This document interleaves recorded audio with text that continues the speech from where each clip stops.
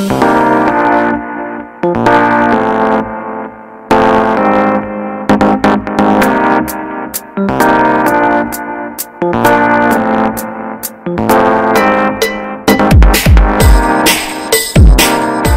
Entrepreneurship Week is an international initiative that introduces entrepreneurship to young people. The Global Entrepreneurship Week aims to expose people to the benefits of entrepreneurship through different activities and to motivate them to explore their own entrepreneurial ideas. This year, from November 12 to 18, the week is being observed in 115 countries under the theme Pass It On, with the aim to pass on the practical help and support needed by young entrepreneurs. Taking the lead in Guyana is the Guyana Youth Business Trust-GYBT, which joins with the rest of the world in observing Global Entrepreneurship Week. The mission of GYBT is to support young entrepreneurs in the establishment and growth of enterprises to create jobs for the owners and others. The GYBT was established in the year 2000. The Guyana Youth Business Trust is a local non-governmental organization that assists young persons that do not have access to traditional financing. Now, the trust was started on February 24, 2000 by the Prince of Wales and Dr. Yesu Prasad of the Institute of Private Enterprise Development to give back to the society, to create or develop an organization that can actually reach out to young people that are interested in getting into or starting your own business. The Guyana Youth Business Trust takes a peek into the lives of some of its clients as they talk about their businesses, their challenges, and the support given by GYBT to overcome those obstacles. The name of my establishment is GYBT Digital Signage, and the reason why I started was because I hadn't a job at the time and I needed some source of income. And intrigued by the wealth of information that I was exposed to at university, I decided to turn that information into wealth creation.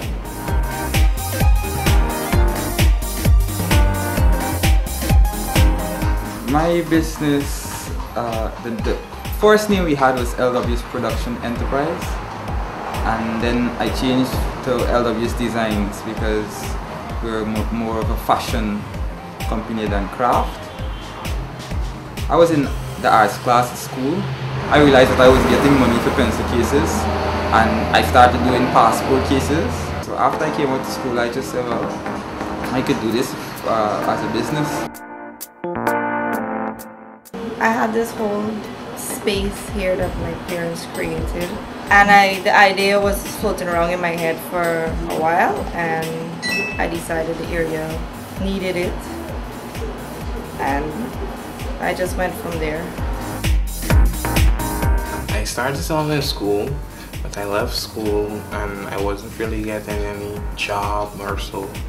So I started to sell mints, Chico's, lollipops and these things. I started making fudge.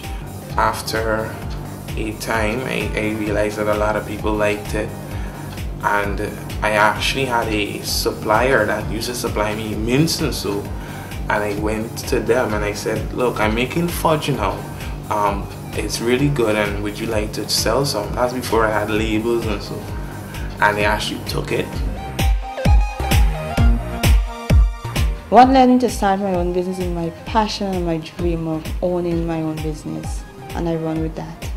Savory products, and that's complete taste in cooking, and it comprises of seasoning and pepper sauce. Business is very dynamic. Today you may have the best service and tomorrow it's obsolete. So you have to constantly upgrade the type of service that you provide to customers. So competition is definitely a major challenge, and of course every business person will tell you finance, you know, because you dream. Entrepreneurs are people that dream big, and these dreams have to be fueled by finance. The challenge was capital, because it wasn't just me sitting by hand and making a couple passport cases to get money. It was a business then that required some amount of energy and input. The challenges that I face in terms of operating my business, the rising costs for raw material and packaging. For people who would now want to get into a business, you really have to put your all into it, and you can't start and then if you think that you're not getting anywhere, just stop. You have to just keep going. First of all, it has to start with you. You have to be determined and know where you want to go, because if you don't have a vision, you can't really make a step forward. My business was operating on a very small scale, and that's where GYBT comes in. I did a training program, I applied for funding, and that was successful, and that's how I expand my entire operation.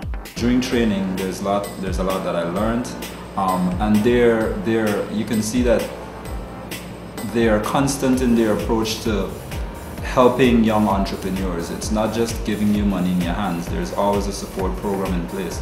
It's one thing to have a great idea, but if you don't have information to back up, like marketing information, like understanding the market, knowing exactly if there's a need, because that's what drives the market. It's demand and supply. And when you have your own business, it requires discipline at every aspect of it, every turn of it. Discipline, commitment, and prayers. For young persons who have an interest in having their own business, go for it.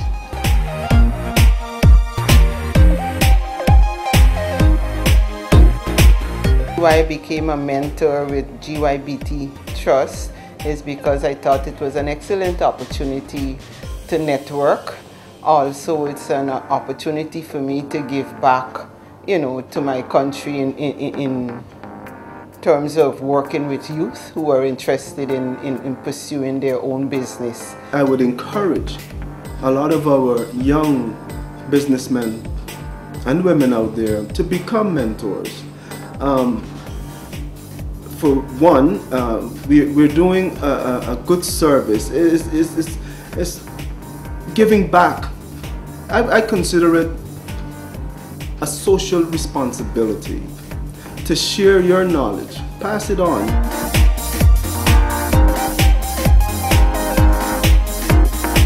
The vision of the Trust is to develop and promote youth entrepreneurship as a sustainable mechanism to overcome unemployment and underemployment. Now, we offer an integrated package of services here.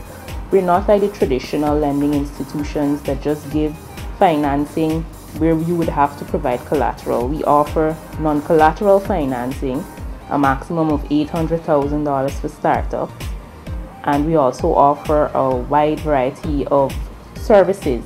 First of all, you need to be a young person. You need to be between the ages of 18 to 35, unemployed or underemployed, so there is a possibility that you can use or access our service even if you're employed. It's not just restricted to persons that are unemployed. You must have a viable business idea.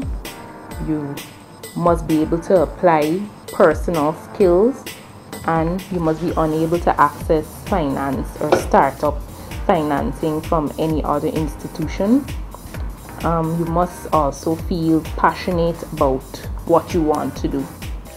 Through this week, we want to encourage those people who are not yet entrepreneurs to think about starting up their own business, to improve entrepreneurship skills for aspiring entrepreneurs and startups, to help people to access practical support locally, regionally, and internationally.